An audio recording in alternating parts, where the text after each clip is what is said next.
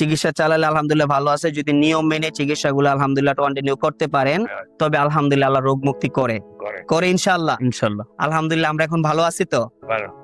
আসসালামু আলাইকুম রহমতুল্লাহি ওয়া বারাকাতুহু। আমি doctor Mohammad Aslam, DHMH BHB Dhaka, BHMH on course Dhaka বিশ্ববিদ্যালয়। বর্তমানে বিশ্বনন্দিত ক্যান্সার চিকিৎসক অধ্যক্ষ ডক্টর এস.এম. সারোয়ার স্যারের চেম্বার গণস্বাস্থ্য হোমিওতে এজ এ ক্যান্সার চিকিৎসক হিসেবে নিয়োজিত আছি। প্রতিনিয়তই আমরা বিভিন্ন ক্যান্সার রোগীদের রিভিউ নিয়ে থাকি। আজকেও তদ্রুপ আপনাদের সামনে আমি একটা ক্যান্সার রোগীর রিভিউ নিতে যাচ্ছি, যিনি কিনা আমাদের এখানে দীর্ঘ 7 মাস চিকিৎসা করে আজকে 8ম মাসে আসছেন। চলুন আমরা সরাসরি রোগীর মুখ থেকে শুনি রোগীর কি কি প্রবলেম ছিল, রোগীর কি হয়েছে বা কি আসার বিষয়। আসসালামু আলাইকুম। আসসালামু আলাইকুম। ওয়ালাইকুম আসসালাম। ভাইজান কেমন আছেন আপনি? আছি আলহামদুলিল্লাহ। রোগী আপনার কি হয়? আমার বাবা। আপনার বাবা। আপনাদের চিটাগাঙ্গের বাসিন্দা? জি। আচ্ছা, চিটাগাঙ্গের ভাষা আমাদের একটু বুঝতে অনেক সমস্যা হয়, বিধায় কথা আপনি বলবেন, এই তো? আচ্ছা ভাইজান, আপনার নাম কি? আমার নাম মিজান। মোহাম্মদ মিজান। জি। আচ্ছা, আপনার বাবার নাম? আব্দুল আজিজ। আব্দুল আজিজ। আব্দুল আজিজ সাহেবের বাবার নাম মানে আপনার দাদার নাম? আলতাফ মিয়া। আলতাফ মিয়া। আপনাদের বাড়ি কোথায়? ওর বাড়ি চট্টগ্রাম কর্ণফুলীতে। চট্টগ্রাম কর্ণফুলীতে। সিকলবাহা আদর্শপাড়া। আদর্শপাড়া হলো গ্রাম? জি। গ্রাম হলো Adarshpara. Ward number? 3 number union. 3 number union. 5 number ward. 5 number ward. Adarshpara গ্রাম। আর ইউনিয়ন নাম কি? ইউনিয়নের নাম সিকলবাহা। সিকলবাহা। এটা কর্ণফুলীতে পড়ছে, চিটাগাং? জি জি। আচ্ছা, চিটাগাং এর ওখানে গিয়ে এই নামে আমরা যদি খোঁজ করি, আপনাদের বাড়ির নাম জানি কি বললেন? আমাদের আব্দুল আলী শিকদারের নতুন বাড়ি। আব্দুল আলী শিকদারের নতুন বাড়ি। জি। আচ্ছা আচ্ছা, ঠিক আছে। উনি আপনার বাবা সর্বপ্রথম কি সমস্যা ভাবে আক্রান্ত ছিলেন, কেন আপনারা হসপিটালে গেছিলেন? না, সর্বপ্রথম গলায় প্রবলেম হইতো, খাবার দাবার খাইতে সময় মনে হইতো ওনার কিছু একটা বাঁচতেছে জি গলার মধ্যে। জি। তো হঠাৎ রমজান 25 বা 26 রমজানের দিকে এটা ফেটে যায়। কত সালে? এই গত রমজানে। গত রমজানে? জি। আচ্ছা, ফেটে যায় ওটা।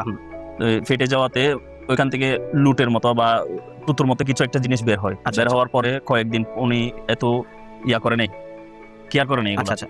হঠাৎ জ্বালা পোড়া শুরু হয়। জি। জ্বালা পোড়া শুরু হওয়াতে আমরা একটা ডাক্তার দেখাইছিলাম। ডাক্তার পরামর্শ অনুযায়ী বিভিন্ন পরীক্ষা নিরীক্ষা করাইছি।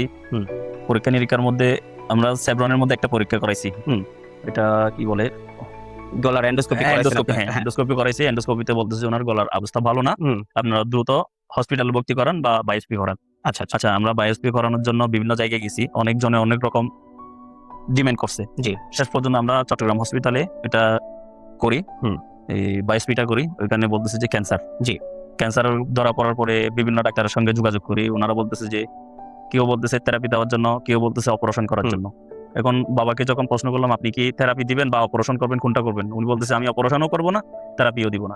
যদি বেঁচে থাকি যা কয়দিন এভাবে বেঁচে থাকবো, না হলে মারা গেলে তো চলে গেলাম।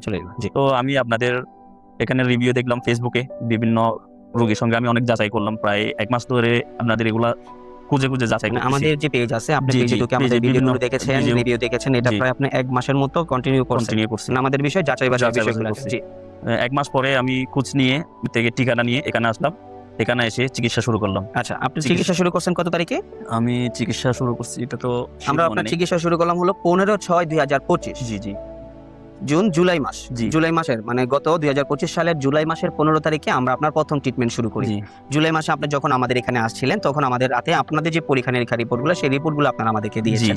এই রিপোর্ট অনুযায়ী তো আমরা দেখলাম যে ওনার বর্তমান এই তখনকার অবস্থাতে উনি অনেকটাই করুণ অবস্থাতে ছিলেন, অনেক রোগে আক্রান্ত ছিলেন। শুধু যে ওনার ওই গলার মধ্যে খাদ্য যে নালীটা ছিল, খাদ্য নালীটার মধ্যে ওনার ক্যান্সারটা ছিল।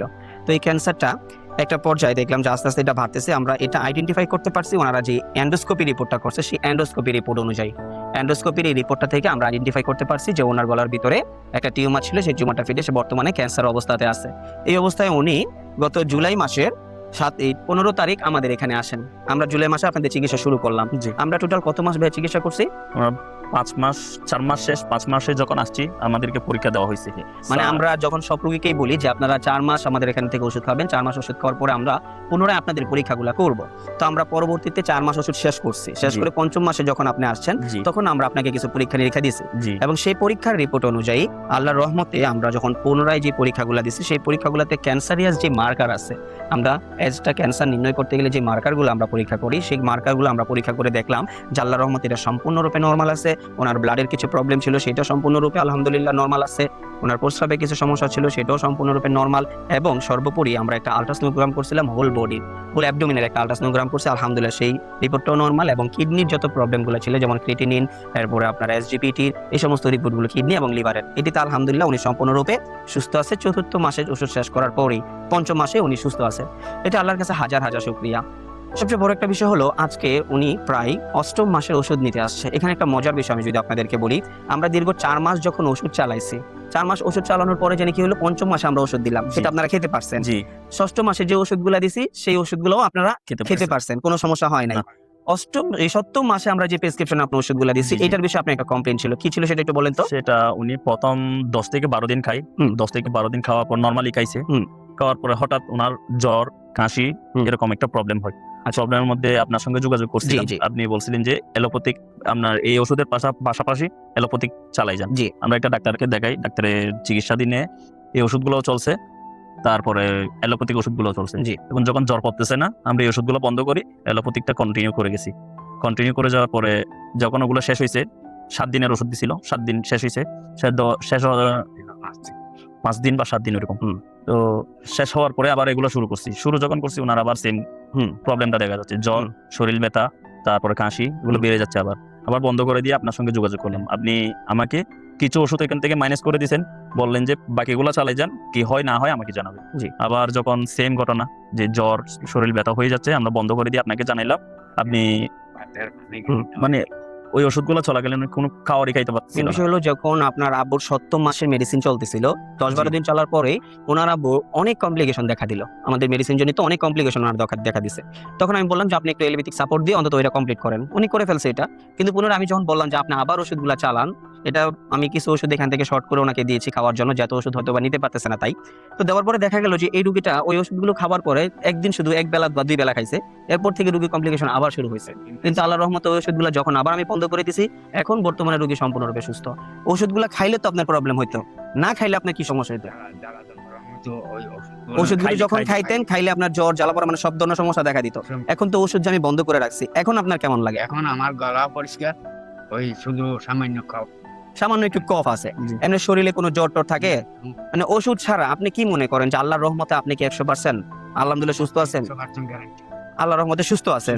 আচ্ছা, উনি যখন অসুস্থ অবস্থায় ছিলেন তখন উনি কোনো কাজকর্মই করতে পারতো না, উঠতেও পারতো না, বসতেও পারতো না, সব অবস্থায় থাকতে হতো ওনার। আলহামদুলিল্লাহ বর্তমানে এই ওষুধগুলো 7ম মাসের ওষুধ যখন আমরা কিছুদিন চালাইলাম, দেখতেছি এটা প্রবলেম করতেছে, আমরা ওষুধগুলো বন্ধ করে দিছি। আল্লাহর রহমতে বর্তমানে উনি সম্পূর্ণরূপে সুস্থ আছে। অ্যাজ এ রিপোর্ট অনুযায়ী শারীরিক এবং মানসিক সব দিক থেকে উনি আলহামদুলিল্লাহ অনেক ভালো আছেন। আপনি যে ভালো আছেন এই বিষয়টাতে আপনার মতো যারা ক্যান্সার রোগী আছে তাদের উদ্দেশ্যে আপনি কি বলতে চান? আমি ভালো বলতে চাই, স্যারের চিকিৎসা সম্বন্ধে কিছু যদি বলেন।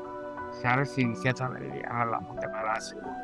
চিকিৎসা চালালে আলহামদুলিল্লাহ ভালো আছে, যদি নিয়ম মেনে চিকিৎসাগুলো আলহামদুলিল্লাহ কন্টিনিউ করতে পারেন তবে আলহামদুলিল্লাহ আল্লাহ রোগ মুক্তি করে ইনশাআল্লাহ। ইনশাআল্লাহ। আলহামদুলিল্লাহ আমরা এখন ভালো আছি তো। ভালো। আল্লাহর রহমতে আমরা দেখলাম যে গণস্বাস্থ্য হোমিওতে বিশ্বনন্দিত ক্যান্সার চিকিৎসক অধ্যক্ষ ডক্টর এস এম সারওয়ার স্যারের চিকিৎসায় শুধু যে উনি তাই নয়, এরকম আমাদের প্রায় অসংখ্য রোগী আছে যারা আলহামদুলিল্লাহ আল্লাহর রহমতে বর্তমানে স্যারের চিকিৎসায় সম্পূর্ণরূপে সুস্থ আছে।